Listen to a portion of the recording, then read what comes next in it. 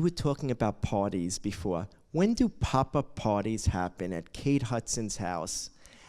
And when should pop-up party be for everyone? Look, pop-up parties aren't for everyone. There's a lot of introverts out there, you know? And this book doesn't exclude the introvert. But you talk about a pop-up party for one in the book. So that's for my introvert. So that's for the introverts. Yeah, because I like to call myself an ambivert. What is that? It's an extrovert who is actually also quite introverted, who knows when to stop being an extrovert because they're about to get a massive headache.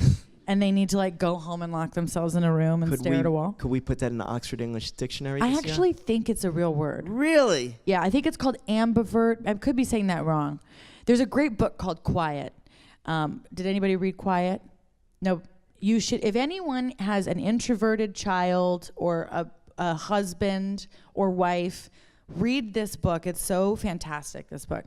And the introverts are the great, the great innovators. So celebrating the introvert, I think, is great. That's why I do my pop-up party for one, which is one of my favorite parties. Pop-up parties. Super Bowl Sunday is kind of like a pop-up party. I do one in the book. We do this all the time when it's raining.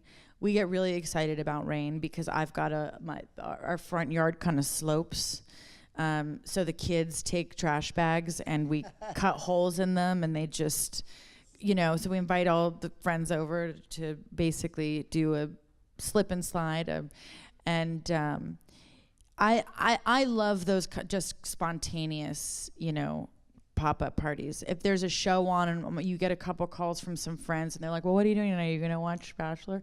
And you're like, no, well, yeah, come over. And the next thing you know, they're like, well, can I bring so-and-so? I'm like, yeah, okay. Next thing you know, that night you've got 10 friends coming to watch The Bachelor.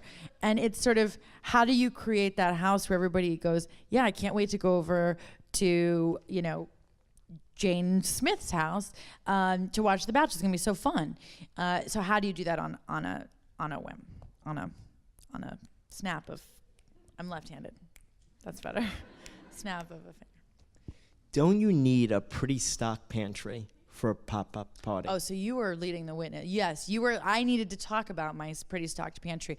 I'm half Italian, and I found out actually through my 23andMe that I have a lot of Italian.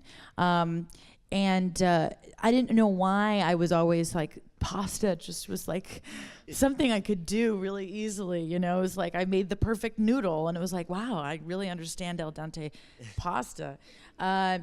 So I have a very Italian pantry. I feel like the one thing I love about the Italians is they really know how to stock a pantry to make a bunch of different kinds of foods.